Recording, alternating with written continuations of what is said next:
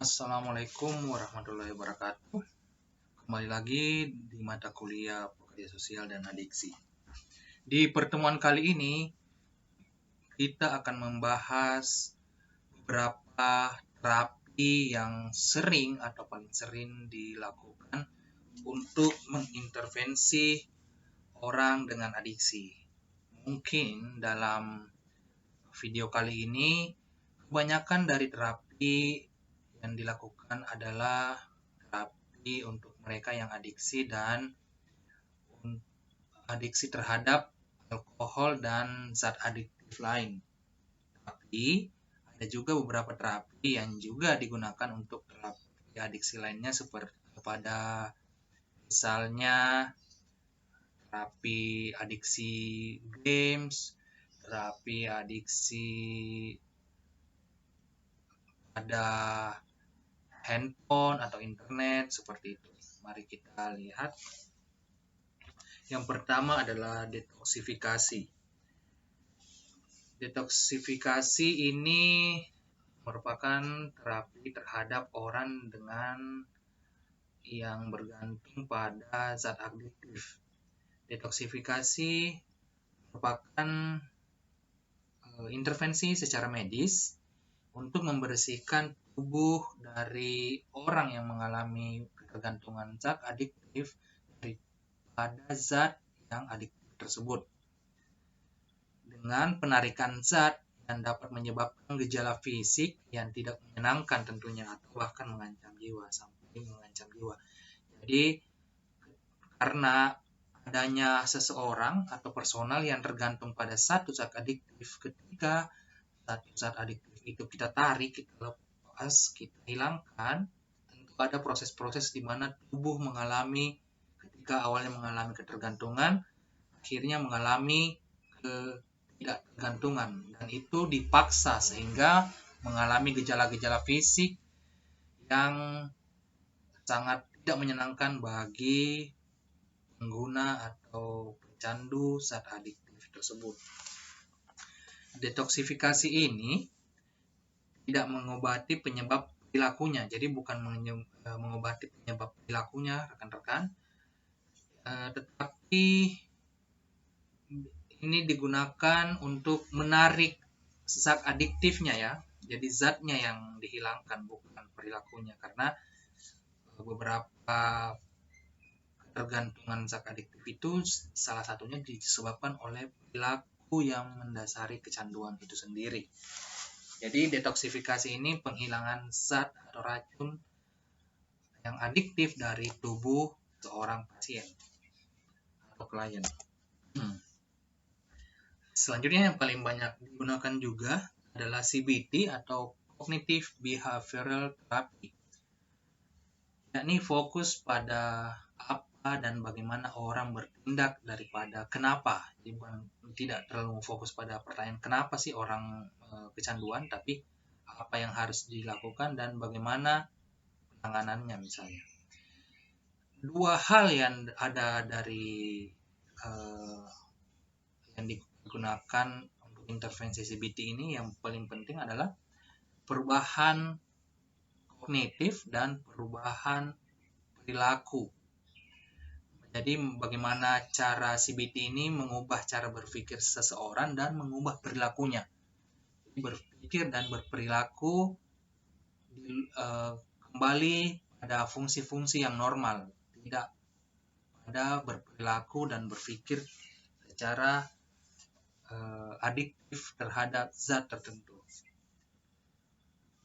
Jadi beberapa prinsip dari CBT antaranya, yang pertama itu masalah psikologis didasarkan pada cara berpikir yang salah atau tidak dapat berpikir dengan baik. Orang dengan ketergantungan zat adiktif, secara psikologis dia mengalami sebenarnya adalah gangguan berpikir secara jernih, tidak berpikir secara baik, karena didorong atas dasar kecanduan tadi, perilaku untuk mencoba lagi dan mencoba lagi sehingga tidak bisa berpikir dengan baik. Nah, di CBT ini itu cara berpikir itu dibangun sehingga bisa berpikir dengan logis, dengan baik untuk secara psikologis menjauhi zat adiktif. Kemudian masalah psikologis pada CBT ini didasarkan pada pola perilaku yang buruk. Jadi selain berpikir tadi, ada pun dia berperilaku yang buruk. Orang yang bermasalah dengan psikologisnya dapat cara yang lebih baik untuk mengatasinya sehingga menghilangkan gejala dan menjadi lebih efektif dalam hidupnya. Jadi intinya dua tadi prinsipnya, berpikir dan berperilaku.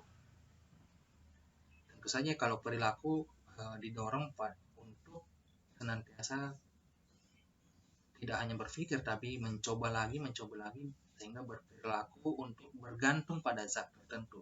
Itu yang coba dihilangkan atau coba dirubah daripada terapi CBT ini. Kemudian ada namanya Rational Emotive Behavior Therapy atau REBT. Jadi kalau tadi CBT itu lebih kepada mengubah cara berpikirnya dan mengubah cara berperilakunya, tentu ini dengan banyak cara ya. Misalnya CBT itu dilakukan mulai dari bangun tidur, aktivitasnya apa saja misalnya.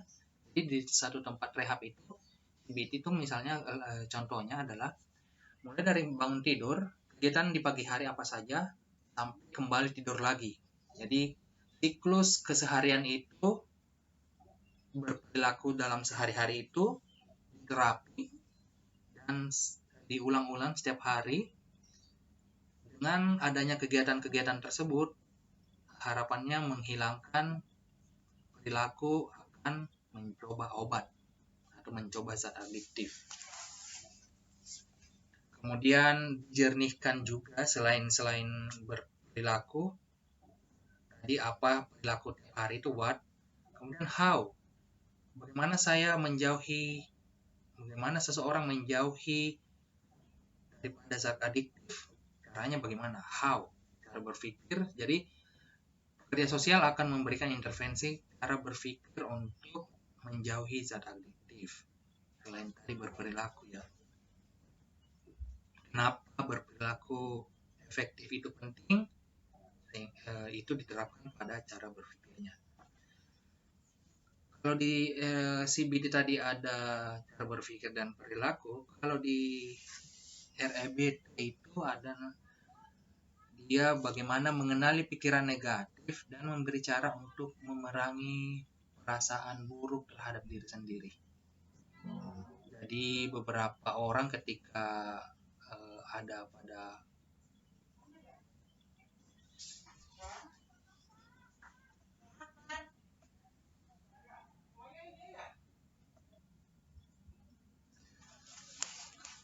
maaf barusan ada sedikit gangguan. Jadi REBT itu adalah lebih mengedepankan bagaimana berpikiran dari memiliki perasaan yang negatif atau buruk terhadap diri sendiri ke mengoptimalkan atau menganggap diri kita baik. Jadi ketika orang dengan zat adiktif itu kecanduan, beberapa diantaranya menganggap dirinya tidak berdaya, menganggap dirinya tidak mampu, atau udahlah saya tidak bisa seperti orang lain, seperti itu, dan larinya ke narkoba misalnya. Dengan seperti itu, perasaan-perasaan yang emosional yang negatif terhadap diri sendiri itu perlu untuk diberikan intervensi melalui REBT ini. Tujuannya adalah untuk membantu seseorang menyadari bahwa kekuatan berpikir yang rasional terletak di dalam diri sendiri dan tidak terkait dengan situasi eksternal atau stresor lainnya. Ya, seperti tadi saya bilang, tahap dari REBT ini adalah yang intinya adalah dia harus selesai dengan dirinya sendiri dulu. Dia harus selesai dengan diri sendiri. Jadi mengajak seseorang untuk berpikir dia bisa melewati segala hal, segala sesuatu untuk berubah, Tapi yang pertama dia harus lakukan adalah harus selesai dari dirinya sendiri. Dia harus bisa menganggap bahwa dirinya positif. Dia harus bisa dan menganggap masalah kecanduan itu adalah sebuah masa lalu yang sudah saya bisa selesai, saya bisa hilangkan dan menyambut masa depan yang lebih baik. Pemecahan masalah yang fokus pada aspek berpikir, menilai, memutuskan, direktif tanpa lebih banyak berurusan dengan dimensi-dimensi pikiran ketimbang dimensi-dimensi perasaan. Jadi tadi mengedepankan perasaan. Verbalisasi terhadap diri sendiri atau afirmasi sih, lebih kepada afirmasi terhadap diri sendiri bahwa ya yang saya lakukan adalah hal-hal yang positif. Saya orangnya positif, saya orangnya baik. Saya bisa melakukan hal-hal yang positif dan jauh dari narkoba. Tujuannya adalah menghilangkan gangguan emosional yang dapat merusak diri seperti benci, rasa bersalah, cemas, dan marah, serta mendidik klien agar menghadapi kenyataan hidup yang rasional.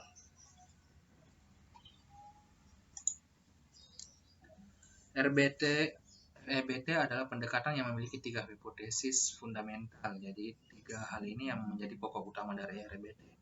Pikiran dan emosi saling berkaitan. Jadi RBT itu melihat bahwa emosional itu bisa dimainkan dari ketika dia berkaitan dengan pikiran. Jadi ini sangat berkaitan satu sama lain. Pikiran dan emosi biasanya saling mempengaruhi satu sama lain. Keduanya bekerja seperti lingkaran yang memiliki hubungan sebab akibat dan poin tertentu. Pikiran dan emosi menjadi hal yang sama. Pikiran dan emosi cenderung berperang dalam self-talk atau tadi afirmasi diri atau verbalisasi terhadap diri sendiri. Jadi mungkin pernah dengar rekan-rekan semua ketika kita mengucapkan sesuatu dan tiba-tiba beberapa hari kemudian atau beberapa saat kemudian itu terjadi. Nah, itu adalah afirmasi terhadap diri sendiri atau self-talk. Atau orang-orang juga bilang omongan itu adalah doa. Nah, itu sebenarnya adalah terapi, salah satu bentuk terapi dari RBT. Contingency management ini biasanya berlaku pada adiksi-adiksi seperti kecanduan game, internet, atau perilaku remaja atau anak yang bisa kita hilangkan atau kurang-kurangi secara dalam jangka waktu tertentu. Tapi manajemen kontingensi memperkuat perilaku positif dan dengan memberikan imbalan yang nyata. Kadang-kadang juga disebut sebagai insentif motivasi didasarkan pada prinsip pengkondisian operan. Mungkin teman-teman sudah belajar ya dari beberapa mata kuliah sebelumnya, pengembangan perilaku misalnya ada namanya pengkondisian operan, bahwa perilaku dibentuk oleh konsekuensinya. Pasien atau klien menerima uang tunai, voucher, atau hadiah lain sebagai respon terhadap capaian pada pemeriksaan urin yang negatif. Jadi misalnya rekan-rekan, ketika klien atau seseorang pasien yang memiliki kecanduan terhadap zat adiktif atau kecanduan internet atau apa itu, kita membuat sebuah timeline atau sebuah aktivitas yang terencana. Misalnya ketika satu hari ini awalnya kita asesmen dia memainkan game selama 5 jam dalam sehari, ketika kita kasih timeline, oke, besok kalau Anda memainkan game dalam waktu hanya 3 jam, Anda akan kami beri uang 100.000. Dan besoknya misalnya terjadi dia hanya memainkan game selama 3 jam, maka kita kasih uang 300.000. Betul-betul kita berikan kayak gitu. Misalnya itu contohnya. Ini juga berhasil diimplementasikan di salah satu wilayah persemakmuran Amerika di Dakota. Jadi bagi mereka yang alkoholik, mereka tidak ketika melakukan misalnya pelanggaran rambu lalu lintas karena mabuk, mereka tidak dipenjara karena ada pelanggaran ya. Jadi mereka diberikan terapi contingency management ketika berhasil, misalnya dalam 6 bulan itu dia berhasil tidak tergantung terhadap zat adiktif, maka dia tidak perlu untuk dipenjara. Tapi ketika dalam 6 bulan dia ada pelanggaran-pelanggaran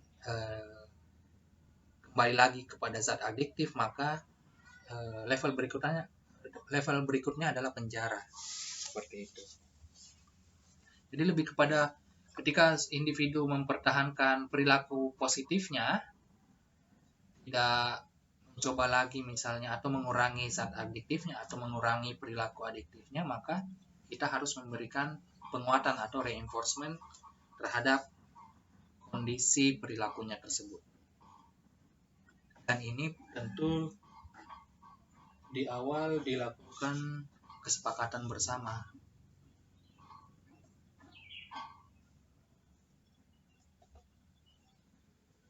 Mungkin beberapa rekan sudah pernah dengar 12 step atau 12 langkah. 12 langkah ini lebih banyak digunakan terhadap rekan-rekan pasien atau klien yang kecanduan zat adiktif atau alkoholik.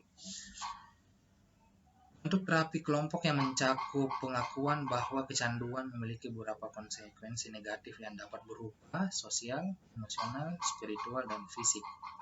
Jenis terapi ini dimulai dengan penerimaan. Jadi agak-agak mengkombinasikan terapi lainnya juga seperti REBT tadi. Dia harus menerima dulu, selesai dengan dirinya sendiri, kemudian beralih ke penyerahan kepada kekuatan yang lebih tinggi. Dan akhirnya transisi pada keterlibatan dalam pertemuan kelompok yang konsisten. Jadi 12 step ini diadakannya pada kelompok ya. Pada kelompok, mungkin beberapa rekan-rekan kalau nonton film ada duduk melingkar, mereka semua pecandu alkohol dan mereka harus melewati 12 step ini. Seperti itu. Dimulai dari penerimaan diri hingga akhirnya tetap konsisten mengikuti pertemuan-pertemuan. Bahkan beberapa orang karena untuk mendukung perilaku yang positif dari pecandu lainnya, bertahun-tahun, bahkan 5 tahun, 7 tahun yang datang untuk mendukung rekan-rekan yang lainnya. Treatment dengan medication atau obat. Jadi obat dapat memainkan peran penting dalam pemulihan bila dikombinasikan dengan terapi perilaku. Jadi tidak hanya berdiri sendiri terapi medikasi ini, tetapi bisa digabungkan dengan beberapa terapi yang ada sebelumnya yang kita sebutkan di atas. Obat-obatan tertentu dapat digunakan untuk mengurangi keinginan atau mengidam atau memperbaiki suasana hati dan juga mengurangi perilaku adiktif. Misalnya terapi metadon, loxifidin, lofexidin untuk membantu mengurangi keinginan mengidam atau gejala putus obat pada pasien yang menerima pengobatan atau kecanduan opioid. Ada juga namanya acamprosate, membantu mengurangi perilaku minum beralkohol. Di Indonesia yang paling terkenal ini adalah terapi metadon. Jadi orang yang terapi metadon ini awalnya dia kecanduan zat adiktif atau narkoba, yang kemudian dia datang ke puskesmas untuk mengikuti terapi metadon ini. Metadon itu berupa zat adiktif juga sebenarnya, tapi nantinya dikurangi secara perlahan dan dengan harapannya nanti dia sudah tidak tergantung lagi dengan zat adiktif tersebut. Karena kan misalnya kalau beli narkoba itu mahal, tapi kalau metadon ini diakses secara gratis di puskesmas, datang tiap hari minum, tidak boleh dibawa pulang. Jadi minum di depan dokter, kemudian pulang dan beraktivitas, bekerja, sekolah sesuai dengan kehidupan sehari-hari. Besoknya datang lagi untuk terapi tersebut, dan ini biasanya dikurangi dosisnya sedikit demi sedikit dan pada akhirnya lepas dari terapi ini. Jadi itu rekan-rekan, ada detoksifikasi, intinya adalah menghilangkan racun dari tubuh. CBT, bangun cara berpikir dan perilaku yang positif. EBT, mengedepankan pemikiran dan emosi diri, jadi dimulai dari diri sendiri. Kemudian ada contingency management, memberikan insentif, atau insentif enggak berarti uang ya, enggak hanya uang, boleh barang, boleh waktu misalnya. Berikan insentif untuk termotivasi, untuk perilaku motivasi maksudnya. Ada juga 12 langkah, 12 step yang mengandalkan kekuatan kelompok, serta ada treatment obat-obatan, reduksi dengan obat. Semua hal ini beberapa tempat terapi dia tidak berdiri sendiri, tapi juga mengkombinasikan antara terapi yang lain dengan yang lainnya. Misalnya awalnya di dalam satu rehab itu pasien masuk mulai dengan detoksifikasi, kemudian dibangun cara berpikirnya dengan melalui CBT, dan ketika selesai CBT tersebut bisa juga dikomunikasikan dengan reduksi dengan obat kayak gitu. Jadi kombinasi diantaranya sangat dimungkinkan. Kenapa? Karena kalau berdiri sendiri ini sangat sulit bagi seorang adiksi. Rekan-rekan, adiksi itu terutama saat adiktif, ketergantungan saat adiktif sangat-sangat sulit untuk dikembalikan, karena berdasarkan beberapa pengalaman, orang yang lepas dari terapi ini kembali lagi.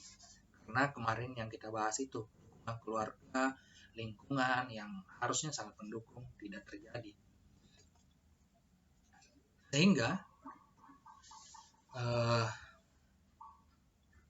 presentasi untuk keberhasilan dari beberapa terapi ini hanya 30%. Ini dari pengalaman ya, beberapa informasi yang saya gali dari rekan-rekan saya yang bekerja di tempat-tempat rehabilitasi, bahwa sebenarnya hanya 30% keberhasilan dari rehabilitasi pengguna nafsa yang berhasil. Jika dilihat rentang waktunya selama 10 tahun, rekan-rekan saya menyatakan juga bahwa kemungkinan dari 10 orang hanya 1 atau 2 orang yang benar-benar clean atau bersih, lebihnya icip-icip lagi, mencoba-coba lagi, bahkan kembali lagi seperti itu. Sehingga kombinasi dari terapi ini sangat-sangat diperlukan, dan juga di materi sebelumnya adalah dukungan dari keluarga atau dari lingkungan atau dari pasangan selepas mengikuti terapi tersebut, terapi ini. Semua berawal dari kemauan klien yang kemudian didukung oleh support system yang ada, yang seperti saya bilang. Namun ada juga rehabilitasi memang metodenya yang agak dipaksakan.